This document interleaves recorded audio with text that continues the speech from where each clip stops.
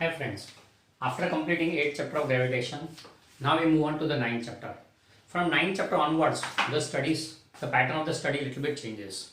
See, from chapter number 3 onwards till 8th chapter, it was regarding mechanics, a branch of physics dealing with motion. So till chapter number 8, we had taken mechanics.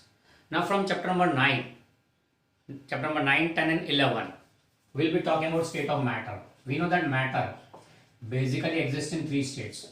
Solids, second is liquid, third is gas. Fourth state we have plasma. Fourth state of matter is there. We have seen in chapter number 1 that there is a fourth state of matter that's called plasma, but we are restricted to study this. We are prohibited not to enter this area. So for us it is 3 states only: solid, liquid and gas. Now in chapter number 9 we will be talking about solids purely, mechanical properties of solids. In chapter liquids and gases combined are called fluids. Liquids and gases combined are called fluids. One which can flow. Solids cannot flow, these can flow. तो fluids के बारे में detail chapter number 10 में. तो chapter number 10 talks about fluids, यानी कि study of liquids and gases. फिर chapter number 11 exclusively talks about gas. Chapter 11 that's kinetic theory of gases. तो ये 3 चैप्टर जो हैं 9, 10 and 11, these all together forms the study of matter. We'll be studying properties of matter here. Okay, तो पहले ले रहे हैं मैकेनिकल प्रॉपर्टीज ऑफ सॉलिड्स, फिर चलेंगे चैप्टर 10 में mechanical properties of fluids, and chapter number 11 में will talk about kinetic theory of gases यानी बिहेवियर ऑफ गैसेस. ओके, तो ये हमारा अगले 3 चैप्टर का वर्किंग पैटर्न रहेगा. ओके, तो अब चलते हैं चैप्टर नंबर 9 की शुरुआत करते हैं. Here we are talking about properties of solids, and solids की प्रॉपर्टीज की बात करें तो सबसे पहला उसमें आता है elasticity. So here this chapter deals totally with elasticity. Now before entering into elasticity, we should know the concept of restoring force. So let's see what is restoring force. So to understand the concept of restoring force, what we do is we know that solids are made up of atoms, molecules or ions. Let's say solids are made up of particles. Solids are made of particles. ये particles कौन है? तो these may be atoms, these may be ions, or these may be molecules, as the case may be. तो ये particles कुछ भी हो सकते हैं, atoms, ions or molecules. Okay. अब whatever the solid is made up of, molecular solid या atomic solid या ionic solid, जो भी है, solids में there is a perfect periodic arrangement of the particles. Particles are arranged in a fixed manner, pattern. There is a particular geometric pattern. ये तो हम एक एग्जांपल ले रहे हैं यहाँ पे, somewhat like this. This periodic arrangement is seen in solids, formation of solids. Atoms are fixed at their respective positions, they do not move from their position. Okay, ये atom की solid की खासियत है कि यहाँ पे particles are fixed at their respective position, they do not move from one place to another place. Okay, such a periodic arrangement of the solid is called lattice. It's called lattice, and the particles here are called lattice particles. These particles are nothing but atoms, molecules, or ions, and their positions where they are fixed are called lattice positions. So this lattice structure is seen only in solids. It's exclusively seen in solids. Lattice, the geometric pattern, this arrangement or geometric pattern is called lattice. The particles arranged are called lattice particles, and the positions are called lattice positions. Now what happens is, solid के particles अपने बीच का gap maintain करते हैं. They maintain the interparticle gap. Interparticle distance is maintained. अगर मान लो कोई particle दूर चला गया, गैप थोड़ा बढ़ गया, तो in that case attractive force comes into existence and the particle is pulled back. बराबर है? अगर if any particle moves away, suppose इन दोनों की बात करें तो ये थोड़ा दूर गया, तो immediately attractive force existence में आएगा and उसको वापस पुल करेगा. अगर मान लो ये पार्टिकल नजदीक आया, तो there will be a pushing phenomenon. चल भाई वापस जा, ज्यादा नजदीक अच्छा नहीं. Okay, तो if it is pulled, then repulsive force comes into existence and the particle is pushed back. यानी कि दूर जा रहा है तो जाने नहीं देंगे, नजदीक आ रहा है तो आने नहीं देंगे. क्या बोलेंगे? Maintain the distance. दूर भी जाने का नहीं, नजदीक भी आने का नहीं. यानी this is the restoring tendency which brings back the particle to the original form, original position. यानी ये पार्टिकल दूसरे पार्टिकल को दूर भी नहीं जाने देगा, नजदीक भी नहीं आने देगा। Such a behaviour is for all the particles, इसलिए we find that interparticle distance remains fixed. तो होता क्या है यहाँ पे, if another particle moves away then pulling force, if it comes towards then pushing force. यानी कि ऑलवेज इट्स मोशन और its action of the another particle is opposed. अगर वो दूर जा रहा है तो उसको वापस खींचते हैं, नजदीक आ रहा है तो दूर भेजते हैं। This is called restoring tendency. अगर दूर जाए तो वापस उसको अपनी जगह पे रिस्टोर करेंगे, नजदीक आ रहा है तो भी वापस अपनी जगह पे रिस्टोर करेंगे। This called the restoring tendency of solid particles, बराबर है। And the force arising push और pull is called restoring force. So restoring force का कांसेप्ट क्या है, मेंटेन डिस्टेंस का। मेंटेन डिस्टेंस हम बोलते हैं कई दोस्तों के साथ डिस्टेंस मेंटेन करना चाहिए। दूर जाए तो उसको बहुत दिनों से बात नहीं हो तो चलो फोन करके बात कर लो, बराबर, या फिर उसको मिलो, bang into house. And बहुत ज्यादा मिल रहा हो तो भाई यार आज मैं थोड़ा बिजी हूँ, कल मिलते हैं, कभी परसों ही तो मिले थे। So you can maintain the distance, बराबर है। सॉलिड में यही देखने को मिलता है। The restoring force is the push और pull which restores the particle back to its original position, बराबर है। That is called restoring force. तो ये रिस्टोरिंग फोर्स का कॉन्सेप्ट हो गया। ओके, फिर चलते हैं आगे, इलास्टिसिटी में एंट्री लेते हैं।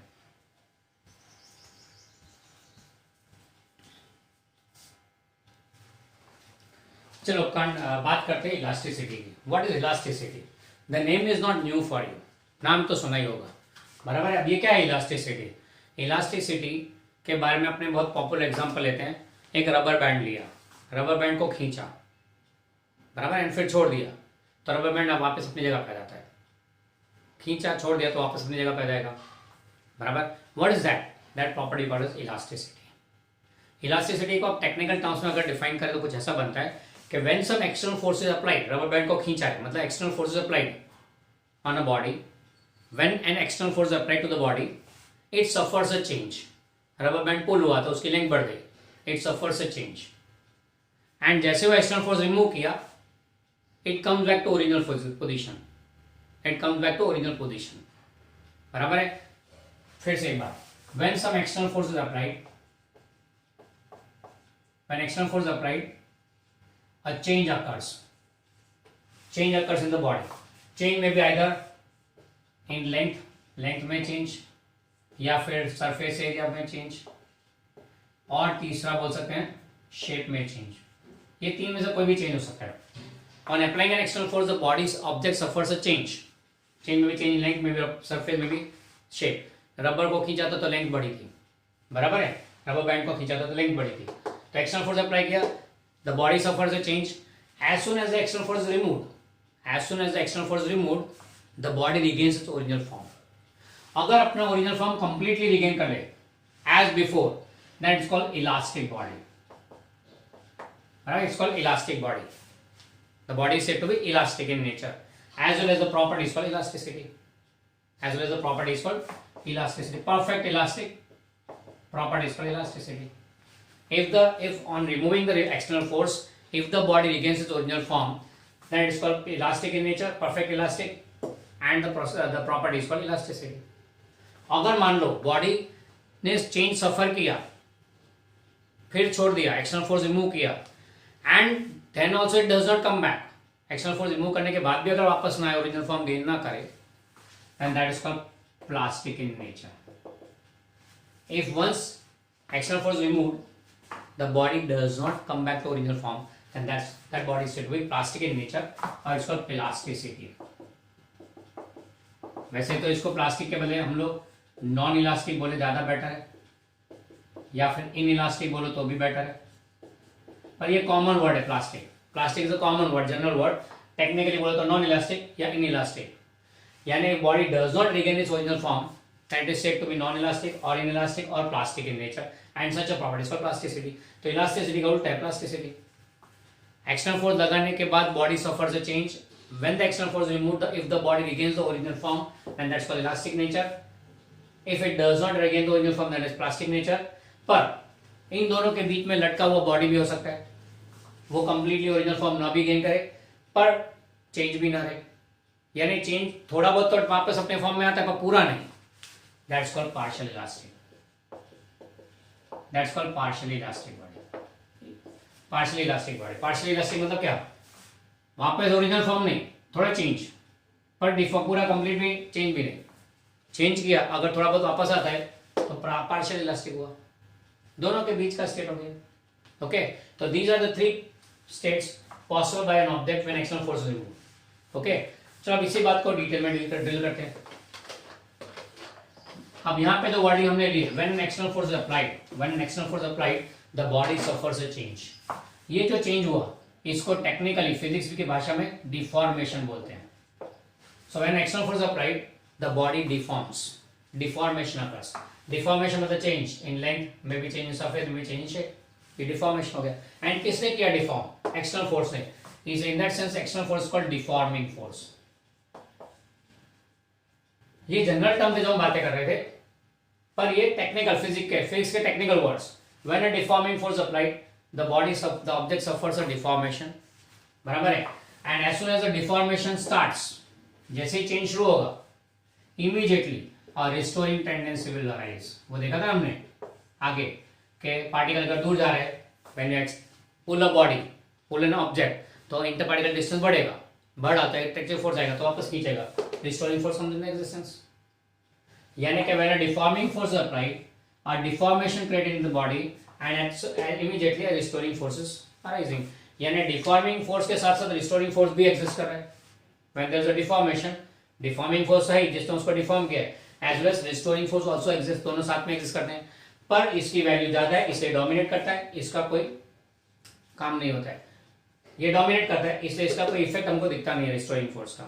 But as soon as you remove this deforming force, इसको हटा दो तो कौन बचा? ओनली रिस्टोरिंग फोर्स, वापस खींच जाएगा। तो बोलते हैं ना, as soon as you remove the external force, on removing the external force, यानी कि आपने डिफॉर्मिंग फोर्स हटा दिया, तब रिस्टोरिंग फोर्स बचा है, वो उसे वापस अपनी जगह पे ले आता है। That is the property of elasticity. तो इलास्टिसिटी में क्या है, एक तो एक्सटर्नल फोर्स की जरूरत है, डिफॉर्मिंग फोर्स की जरूरत है, डिफॉर्मेशन क्रिएट होगा उसके कारण, एंड साथ साथ में रिस्टोरिंग टेंडेंसी राइज होगी। As soon as the deforming force removed, the restoring force opposes the deformation and brings the body back to original form। ये इलास्टिसिटी की बात हो गई, बराबर है। Clear about this? तो ये वर्डिंग हमें याद रखना है। एक तो डिफॉर्मिंग फोर्स जो डिफॉर्म कर रहा है, यानी कि external force which changes the shape, size और लेंथ। दूसरा ये क्या बोलते हैं, अच्छा शेप इसमें वॉल्यूम है, साइज हाँ सॉरी लेंथ, देन साइज, जिसको हम लोग वॉल्यूम में बोलेंगे, volume then third is shape, बराबर। तो डिफॉर्मिंग फोर्स अप्लाई करो, डिफॉर्मेशन क्रिएट होगा, डिफॉर्मेशन को अपोज करता हो, रिस्टोरिंग फोर्स क्रिएट होगा। अब यहाँ पे हम लोग कुछ और वर्ड डिफाइन करें। ये जो डिफॉर्मेशन क्रिएट हुआ, चलो सपोज लेंथ की बात करें, तो लेंथ ओरिजिनली एल था इनिशियली, चेंज होके डेल्टा एल जितना चेंज हुआ, चेंज होके सपोज चलो नाम देते हैं L1 था, चेंज होके L2 हुआ, तो चेंज कितना हुआ L2 minus L1, that is the change in length occurred, that is the change in length occurred. तो कितना चेंज हुआ डेल्टा एल जितना, दैट इज द डिफॉर्मेशन। पर we define a term delta L upon the original value, the ratio of the change upon the original value, this is called strain, इसको बोलते हैं strain, and it is denoted by epsilon, it is denoted by epsilon, belongs to वाला symbol. Okay, तो ये strain हो गया। ये तो हमने लेंथ को ध्यान में रख के बात की है। वॉल्यूम में चेंज हो रहा था delta V by V1, shape में चेंज होता accordingly, this the change upon the original value, the ratio of change in the original value, change per unit original value is called strain। okay, ये जो हमने यहाँ पे जो restoring force create हुआ उसके ऊपर से एक और डिफाइन करते हैं कि restoring force generated per unit area, restoring force generated per unit area is called stress and denoted by sigma, is denoted by sigma. Okay, तो ये स्ट्रेस हो गया। Deformation created a change per unit original value is called strain, while restoring force generated per unit area is called stress। When the body is in equilibrium, then deforming force and restoring force both are same। तो यहाँ पे restoring force दो या deforming force दो, बात same रहेगा, यानी कि external force दे लो या restoring force they low, it's the same when the body is in equilibrium। okay, तो stress हो गया। यूनिट देखो तो strain का क्या आएगा, length upon length, no unit, it's a unitless quantity, strain is a unitless quantity। इसमें force upon area, तो न्यूटन पर metre square is the unit of stress। okay, अब एक्सटर्नल फोर्स अप्लाई किया तो body suffer the change, that is strain create हुआ, and strain को oppose करता हुआ स्ट्रेस क्रिएट हुआ, स्ट्रेन को अपोज करता हुआ स्ट्रेस क्रिएट हुआ, बराबर है। अब स्ट्रेस कितना क्रिएट होगा, that depends on the strain, कितना स्ट्रेन दिया उसके मुताबिक स्ट्रेस क्रिएट होगा। ज्यादा स्ट्रेन दोगे तो ज्यादा स्ट्रेस, कम स्ट्रेन दोगे तो कम स्ट्रेस, ऐसा हुक ने ढूंढ निकाला एंड फिर उसने नाम दे दिया हुक्स लॉ। तो हुक्स लॉ क्या बोलता है, stress is directly proportional to strain. जितना ज्यादा स्ट्रेन दोगे उतना ज्यादा स्ट्रेस क्रिएट होगा, जितना कम स्ट्रेन दोगे उतना कम स्ट्रेस क्रिएट होगा। ओके, ये उसने हुक ने स्टेटमेंट में डाल दिया, ये हुक का लॉ हो गया एंड ये प्रूव्ड फैक्ट है। जितना ज्यादा रबर को खींचोगे उतना जल्दी आएगा एंड उतनी ज्यादा चचड़ती है, हाथ पे लगता है ना, जितना ज्यादा खींचोगे ज्यादा लगेगा, जितना ज्यादा खींचोगे ज्यादा लगेगा, कम खींचोगे कम लगेगा, क्योंकि रिस्टोरिंग टेंडेंस स्ट्रेस कम क्रिएट होता है तो रिस्टोरिंग फोर्स कम है तो कम लगेगा हमें। ओके, तो more the strain more is the stress, less the strain less is the stress, तो stress is directly proportional to strain. पर रबर को खींचो, ज्यादा खींचा छोड़ दिया ज्यादा लगा, और ज्यादा खींचा और छोड़ दिया और ज्यादा लगा, और ज्यादा खींचा, अरे भाई टूट जाएगा रबर, उसकी भी एक लिमिट होती है, बियॉन्ड सर्टेन लिमिट रबर टूट जाता है। तो यहाँ पे वैसे ही हुआ, कंडीशन अप्लाई, स्टार्ट आ गया ना कंडीशन, क्या with in elastic limits, with in elastic limits, क्योंकि इलास्टिक लिमिट के बाहर जाओगे तो रबर स्नैप हो जाएगा, स्नैप यानी टूट जाएगा। Okay, so stress is proportional to strain within elastic limits, तो ये कंडीशन है इसकी कि within elastic limits stress is directly proportional to strain, तो उस लिमिट के बाद the body is broken, it does not regain the original form, वो इलास्टिसिटी का केस रहता ही नहीं।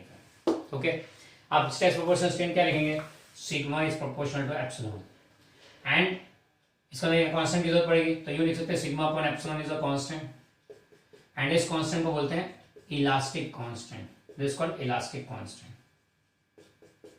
बराबर है। इसका यूनिट क्या आएगा, तो स्ट्रेस अपॉन स्ट्रेन, स्ट्रेस का न्यूटन पर मीटर स्क्वायर, स्ट्रेन तो यूनिट लेस है तो इसका यूनिट भी न्यूटन पर मीटर स्क्वायर, स्ट्रेस पर strain is called elastic constant, ratio stress and strain is called elastic constant, बराबर है। अब ये बातें तो कुछ हमारे लिए नई नहीं है, it's quite natural for us, हम जानते हैं इसके बारे में। क्या, when external force applies, deforming force आता है तो डिफॉर्मेशन क्रिएट होगा, यानी स्ट्रेस अराइज होगा, स्ट्रेन अराइज होगा, स्ट्रेन अराइज होगा तो फॉलोअप में स्ट्रेस आएगा। If you are not able to cope up with the strain, stress is created. हमारी डेली लाइफ ऐसी है, स्टूडेंट लाइफ, होमवर्क दिया, सबने स्कूल में भी होमवर्क मिला, ट्यूशन में भी होमवर्क मिला, हम तो कभी ना बोलते नहीं, वी आर ओबीडियंट स्टूडेंट, हाँ सर, जितना एक्स्ट्रा फोर्स लगता है हाँ बोलते रहे तो स्ट्रेन होता रहा। अब ज़्यादा होमवर्क आ गया, टाइम नहीं है, दिन में तो 24 घंटे हैं, 7 घंटे स्कूल के पकड़ लो, 5-6 घंटे ट्यूशन के पकड़ लो, आपके तो पूरा दिन ऑलमोस्ट 12 घंटे तो निकल गए, 8 घंटे सो गए, तो बचेगा 4 घंटे में क्या खाओगे पियोगे, या होमवर्क करोगे या अपनी पढ़ाई करोगे। सो व्हाट हैपेंस, होमवर्क बढ़ते जाते हैं, डिफॉर्मिंग फोर्स बढ़ते जा रहे हैं, स्ट्रेन बढ़ता है तो स्ट्रेस बढ़ता है, साले कब होमवर्क करूंगा, इसका तो बिगड़ेंगे, स्कूल वाले चिल्लाएंगे, ये सब वो सब, दिमाग में स्ट्रेन क्रिएट होता है, वो भी अमुक लिमिट तक बराबर है, अगर लिमिट के बाहर गया स्ट्रेन तो पढ़ना ही नहीं है, छोड़ो, साइंस पढ़ने जैसी चीज़ नहीं है, इट्स वेरी स्ट्रेसफुल। क्यों, क्योंकि जितना ज़्यादा स्ट्रेन बढ़ेगा उतना ज़्यादा स्ट्रेस क्रिएट होगा, एंड अगर बियॉन्ड सर्टेन लिमिट हुआ anything can happen. Fracture point बोलते हैं ना, यहाँ पे टूटता है, फ्रैक्चर टूट जाता है, तो वैसा बंदा भी टूट जाता है। Okay, so be very careful, take that much strain which can create so much stress that you can bear it, bearable stress लेने का, ज़्यादा नहीं लेने का, दिमाग पे ज़्यादा लोड नहीं लेने का। Okay, so that's regarding stress, strain and elastic constant का इंट्रोडक्शन दे दिया। अब हर एक केस को सेपरेटली पकड़ते हैं, लेंथ को, साइज को एंड शेप को, तीनों को अलग अलग से पकड़ते हैं। हर एक केस में will define the strain, will define the stress and then will define the elastic constant in each case. तो अब 3 केस देंगे 1 by 1। पहला लेंथ वाला केस, दूसरा वॉल्यूम वाला केस, तीसरा शेप वाला केस। ओके, देख लो इतना।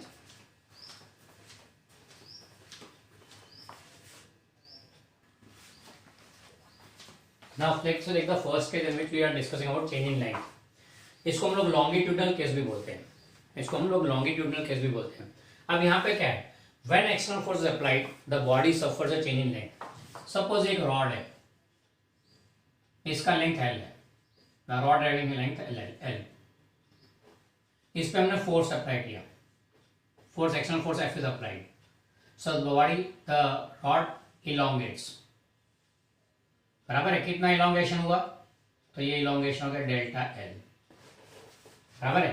On applying force F the body suffers a change, कितना चेंज सफर हुआ, इतना हुआ, दैट्स डेल्टा एल, जितना चेंज हुआ. ओके, तो this change in length upon the original value is called longitudinal strain. इसको लेंगे longitudinal strain, longitudinal strain delta L by L.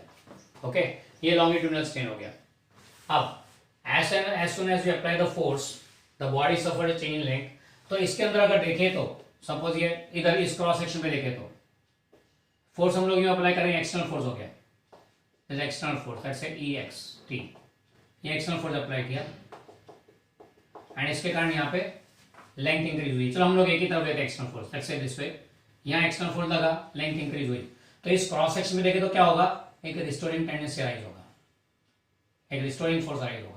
We will try to balance the external force. Okay, that restoring force arising per unit area of cross section is cross section area per unit area of cross section is called longitudinal stress. It's called longitudinal stress. बराबर है. तो ये strain हो गया longitudinal and ये हो गया longitudinal stress. When length changes तो longitudinal strain, longitudinal stress. अब इसमें भी लेंथ में इंक्रीज में डिक्रीज. अगर लेंथ इंक्रीज होता है, if length increases, if length increases then we say tensile strain, we say tensile strain and tensile stress. अगर लेंथ इंक्रीज हो रहा है तो उस केस में टेंसाइल स्ट्रेन, टेंसाइल स्ट्रेस बोलेंगे. पर अगर लेंथ डिक्रीज हो रहा, कब होगा, जब फोर्स यूं लग रहा है, दबा रहा है उसको, मतलब कंप्रेशन हो रहा है, तो that's called compressive stress, compressive strain and compressive stress. बराबर है. तो लॉन्गिट्यूडिनल का दो पॉसिबिलिटी है, लॉन्गिट्यूडिनल की दो पॉसिबिलिटी है, या लेंथ बढ़े तो टेंसाइल, डिक्रीज हो तो कंप्रेसिव. जब इन जनरल बोलो तो longitudinal, in general we call it longitudinal stress और strain. Specifically when length increase we say tensile, length decrease we say compressive. बाकी बात तो वही है. अब according to Hooke's law, according to Hooke's law क्या आएगा, stress is proportional to strain. तो रिमूव द पोर्शन इफ बड़ा कांस्टेंट, तो sigma L upon epsilon L is a constant which is called Y. इस केस में बोलते हैं Young's modulus, Young's modulus, इस केस में बोलते हैं यंग मॉडुलस. अब यूनिट देखो तो यहाँ पे नो यूनिट, यूनिटलेस. यहाँ पे न्यूटन पर metre square is the unit. And dimensional equation बोलो तो m1 l minus 1 t minus 2. Young modulus में भी sigma L upon epsilon L, तो इसका भी न्यूटन पर metre square. And dimensional equation m1 l minus 2 t l minus 1 t minus 2. बराबर है. यंग मॉडुलस के बारे में हो गया. तो Young modulus is ratio of longitudinal stress upon longitudinal strain. वैसे फॉर्मूला वर्कआउट करो तो therefore y comes out to be f upon a upon delta L by L, that is F upon A delta L by L. ये formula Young modulus हो गया. Okay, how to find this Young modulus, इसको ढूंढने का कैसे, how to find this Young modulus. तो एक simple सा एक्सपेरिमेंट जो हम लोग प्रैक्टिकल्स में करते हैं. ऊपर छत पे, छत से एक वायर को सस्पेंड करते हैं और wire metallic wire suspended, thin metallic wire suspended. बराबर है. इसके नीचे मास है सस्पेंडेड, तो मास के कारण mg जितना फोर्स लगेगा जो वायर को पुल करेगा, तो वायर की लेंथ जो l थी अब चेंज हो, इंक्रीज होगी डेल्टा एल जितनी. एल लेंथ तो wire changes by delta L. बराबर है. अब इस केस में यंग मॉडुलस क्या बनेगा, तो यहाँ फोर्स अप्लाइड कौन है, mg, original length l upon area of cross section, तो वायर का रेडियस फाइंड करके pi r square, area of cross section हो जाएगा into delta L. See mass already given कितना है, सस्पेंड किया. जी तो standard, L length of the wire पहले से मेजर कर लेते हैं.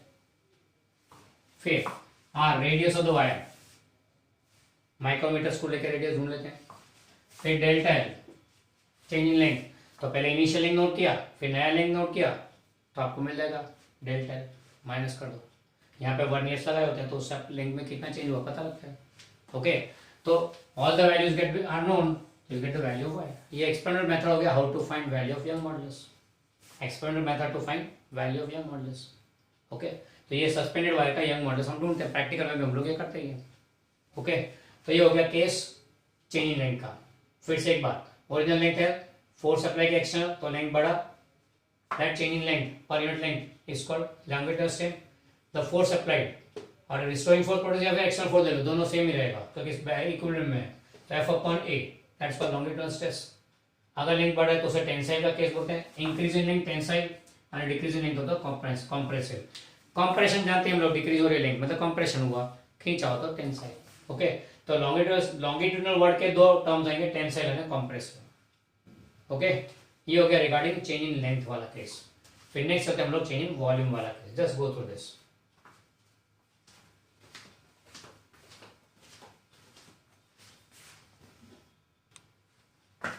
नेक्स्ट चलते हम लोग चेंज इन वॉल्यूम वाला केस। ना चेंज इन वॉल्यूम में क्या है situation, suppose the body has original volume V, volume उसका V है, ऑन अप्लाइंग फोर्स। अब वॉल्यूम चेंज करने में कौन इफेक्ट होता है, प्रेशर। तो on applying pressure, pressure applied let's say equal to P, तो उसके कारण volume changes by delta V, volume change by delta V, बराबर है। अब प्रेशर इंक्रीज करेंगे तो वॉल्यूम डिक्रीज होगा, बराबर है। चलो, तो वॉल्यूम V था, प्रेशर P अप्लाई किया, नया चेंज कितना हो, डेल्टा V जितना। तो therefore we define volume strain, as epsilon V which is change in volume per unit original volume, change per unit original value, that's volume strain, obvious है, unitless हो गया। फिर यहां जो क्रिएट होगा वॉल्यूम स्ट्रेस कितना होगा, it is given sigma, it is force to area यानी कि प्रेशर हो गया, तो here pressure exerted works as volume stress and its unit is newton पर मीटर स्क्वायर। यहां वॉल्यूम स्ट्रेस होगा प्रेशर एक्सर्टेड। ओके, तो according to Hooke's law, volume stress is proportional to volume strain, stress proportional strain, volume वाला case. Proportion हटाने के लिए constant आ जाएगा, यहाँ कांस्टेंट आता है जिसको B बोलते हैं, and it's called bulk modulus. This constant is called bulk modulus and इसका यूनिट क्या आएगा, न्यूटन पर मीटर स्क्वायर। ओके, ये बल्क मॉडुलस हो गया B। Okay, now bulk modulus का formula B is equal to sigma V upon epsilon V। Sigma V क्या, pressure P, epsilon V is delta V by V, तो there this will be PV upon delta V, PV upon delta V। Now P is the pressure apply, pressure apply करेंगे तो volume decrease होता है, तो एक बढ़ाएंगे तो दूसरा कम होगा, एक कम करेंगे तो दूसरा बढ़ेगा। तो चेंज अगर इंक्रीज हो रहा तो पॉजिटिव लिखते हैं, चेंज अगर डिक्रीज हो रहा तो सॉरी, अगर वैल्यू डिक्रीज हो रहा तो उसको चेंज नेगेटिव लिखते हैं, अगर वैल्यू इंक्रीज हो रहा तो चेंज पॉजिटिव लिखते हैं। तो अगर प्रेशर अप्लाई करोगे, you are applying the pressure and increasing the pressure, volume decreases, तो एक बढ़ता है तो दूसरा कम होता है, इससे यहाँ पे एक माइनस साइन लगा देते हैं टू बैलेंस दैट नेगेटिवनेस, क्योंकि अगर pressure increases volume decreases, situation ये है, बराबर है। प्रेशर इंक्रीज का तो डेल्टा P इज पॉजिटिव, तो delta V will be negative in that case. तो एक पॉजिटिव एक नेगेटिव, एक पॉजिटिव एक नेगेटिव, तो balance that negativeness we put a negative sign here. Okay, to balance that negativeness we put a negative sign here. Clear? अब here we define one more thing, that is compressibility. Compressibility is denoted by K and that is given as 1 upon B. Bulk modulus का inverse is called compressibility of the substance. बराबर है, ये एक और extra चीज यहाँ पे आ जाती है। Compressibility is inverse of bulk modulus. Okay, तो ये हो गया वॉल्यूम वाला case. Clear? Next we will go for change in shape.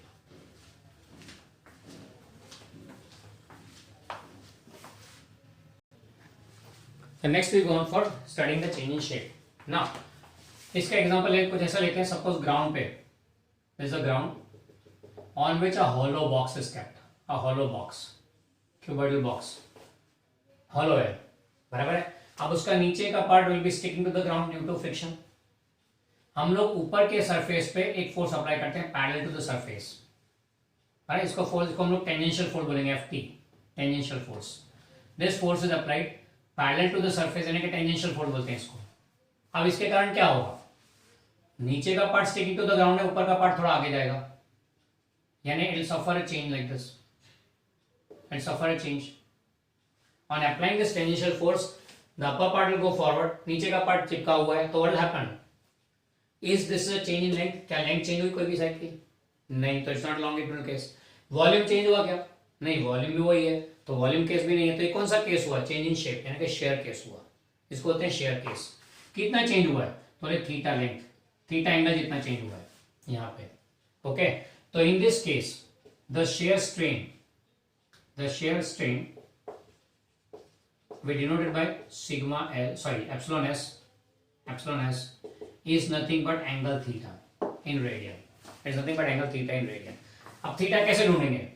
तो उसके लिए हम क्या करते हैं? As theta is small, sorry हम लोग ऐसा लेते हैं, एक जनरल फॉर्मूला लेते हैं. When theta is small, sin theta is approximately equal to theta, approximately equal to tan theta. ये खास याद रखना प्रॉपर्टी है, मैथ्स में जो पढ़ते हैं हम लोग. Provided theta taken in radian. Theta अगर रेडियन में हो तो sine theta tan theta and theta की वैल्यू सेम रहेगी. Sine theta theta in radian and tan theta, all the three will have same value when theta is small, less than 5 degree normal लेते हैं. तो उस case में लोग क्या बोलेंगे? Theta is approximately equal to sine theta. तो यहाँ पे क्या होगा?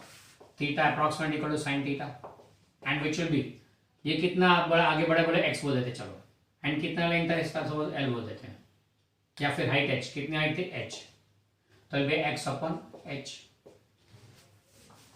sin theta will be opposite opponent at this, sorry, tan theta लेते हैं, tan theta same है tan theta, तो x upon h, so this will be equal to x upon h. obvious limitless quantity होगा. Okay, ये हो गया shear strain के बारे में. अब shear stress यहाँ पे कैसे डिफाइन करते हैं? denoted by sigma s and it is given as tangential force upon area of surface. ये area of surface on with the force applied and ये टेंजेंशियल फोर्स, बराबर है. Tangential force upon area, unit इसका आगे newton पर metre square.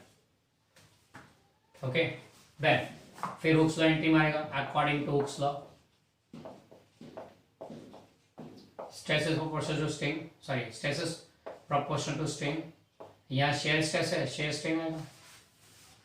Proportion हटाने के लिए कांस्टेंट है, तो sigma S upon epsilon S and that's called ji, and it's called shear modulus. Share के केस में था शेयर मॉडुलस, या फिर इसको more popular it is called modulus of rigidity. Modulus of rigidity, it shows the rigidity कि ये flexible है, ये फ्लेक्सिबल बोलेंगे, इट शोज द रिजिडिटी. तो इसको मॉडुलस ऑफ रिजिडिटी भी बोलते हैं, कैपिटल जी. एंड इसको फाइंड करना हो तो फॉर्मूला क्या आएगा? तो G is equal to sigma S upon epsilon S. Sigma S is F T upon A and epsilon is X upon H, यानी कि F T upon A into H by X. Okay, ये formula हो गया to find the modulus of rigidity, यानी कि share modulus. Clear? अब यहां पे हमने जो देखा है फोर्स, ये लॉन्गिट्यूडनल केस और शेयर केस दोनों को अगर कंपेयर करें तो कैसा था? देखो, लॉन्गिट्यूडनल केस में ये रॉड था जिसके ऊपर फोर्स अप्लाई किया था, ये क्रॉस सेक्शन जहां पे रिस्टोरिंग फोर्स क्रिएट हुआ था, बराबर है, रिस्टोरिंग फोर्स, एंड यहाँ पे एक्सटर्नल फोर्स. तो यहाँ पे इस केस में क्या था? Restoring force was perpendicular to the surface, perpendicular surface. In longitudinal case the force are acting perpendicular surface, जबकि in shear case they are acting along the surface, tangential to surface. तो यहाँ पे cross section area लिया गया, यहाँ पे surface area लिया गया. ओके, खास ध्यान रखें, दिस इज परपेंडिकुलर फोर्स, इसको बोलते हैं एफ परपेंडिकुलर, एंड इसको बोलेंगे parallel force, this will called F parallel. ये दोनों में फर्क है. In case of shear, in shear case we find that it's we take the parallel force यानी कि टेंजेंशियल फोर्स, जबकि यहां लेते हैं हम लोग perpendicular force, that's called longitudinal force. Okay, ये दोनों में इतना फर्क है. Okay, both the case are different in this manner कि फोर्स इज अप्लाइड यहां पे अलग है, यहां पे अलग है. ओके, तो ये हो गया रिगार्डिंग चेंज इन शेप. तो in this three cases we discussed what are stress, what are strain and what are the elastic constants used here. Okay, तो ये हो गया रिगार्डिंग इलास्टिसिटी एंड उसके तीन केसेस के बारे में detailing. Just go through this.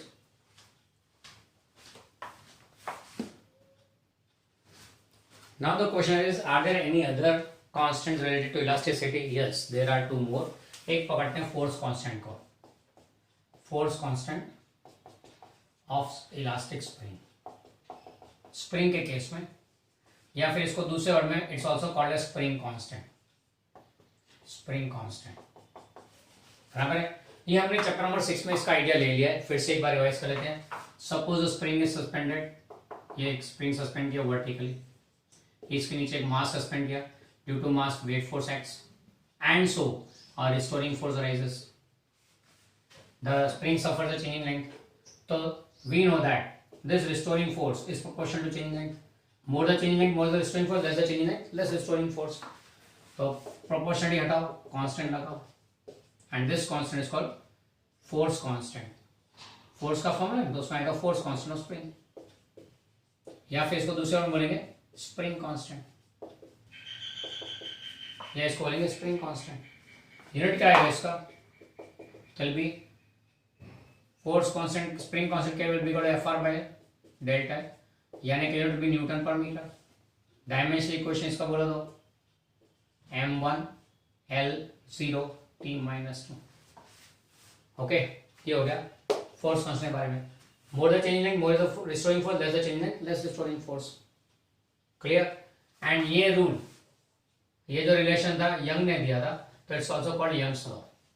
Fr proportional delta is also called as Young's law. वहां पे कौन फोर्स कांस्टेंट, यहाँ पे इलास्टिक कांस्टेंट बना है. ओके, तो इलास्टिसिटी के केस में स्प्रिंग को भी इन्वॉल्व करते हैं, ये वन ऑफ दैट है. फिर नेक्स्ट लेते हैं हम लोग, इसके बाद चलते हैं पॉइजन रेशियो के बारे में.